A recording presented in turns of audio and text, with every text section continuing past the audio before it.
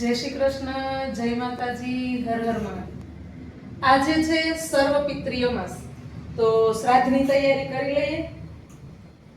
બરાબર। પિતૃદેવો ભવ। ખબર ન પડી એમ 16 શ્રાદ્ધ કેમ પૂરા થઈ ગયા એ ખબર પણ ના પડી। ચાલો તો હવે આપણે પિતૃદેવને શ્રાદ્ધ નાખી દઈએ।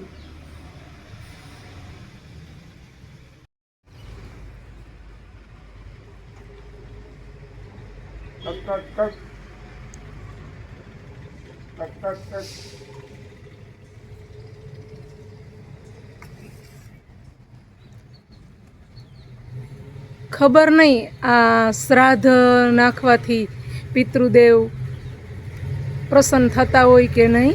આમ તો જીવતા પિતૃદેવને સારી રીતે સાચવીએ એ જ સાચું શ્રાદ્ધ છે, પણ આપણી પરંપરાઓ, આપણા વડવાઓ જે કરતા તો શ્રાદ્ધનું કંઈ તો મહત્ત્વ છે જ।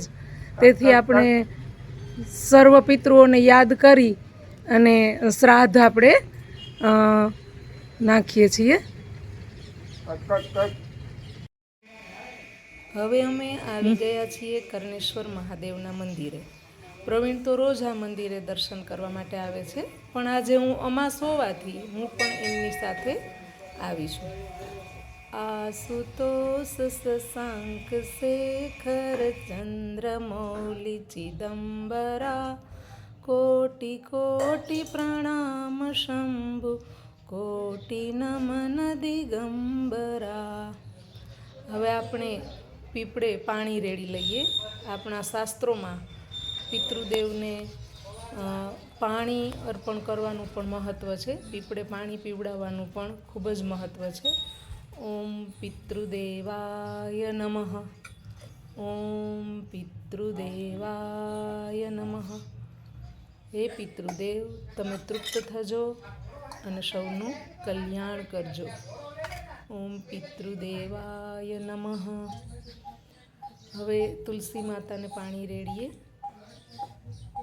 તુલસીનું પણ ખૂબ જ મહત્ત્વ છે આપણા શાસ્ત્રોમાં। તુલસી શ્રી સખી શિવે પાપહારિણી પુણ્ય નમસ્તે નારદનુતે નમો નારાયણ પ્રિયે નમો નારાયણી પ્રિયે। ઓમ પિતૃદેવાય નમઃ। હવે પ્રવીણ પાણી રેડે છે। એ પણ પિતૃદેવને આપણે કહીએ કે પિતૃદેવ સુખ શાંતિ સમૃદ્ધિ અને સૌનું કલ્યાણ કરજો। આ અમાસ સૌથી મોટી અમાસ છે। આ અમાસના દિવસે પીપળાને પ્રદક્ષિણા કરવાનું પણ ખૂબ જ મહત્ત્વ છે। ઓમ નમો ભગવતે વાસુદેવાય, ઓમ નમો ભગવતે વાસુદેવાય, ઓમ નમો ભગવતે વાસુદેવાય, ઓમ નમો ભગવતે વાસુદેવાય। તમે પણ કર્ણેશ્વર મહાદેવના દર્શન કરો।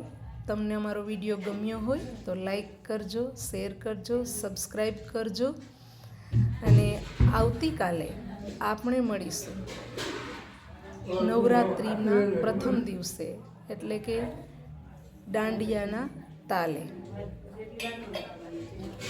હર હર મહાદેવ, હર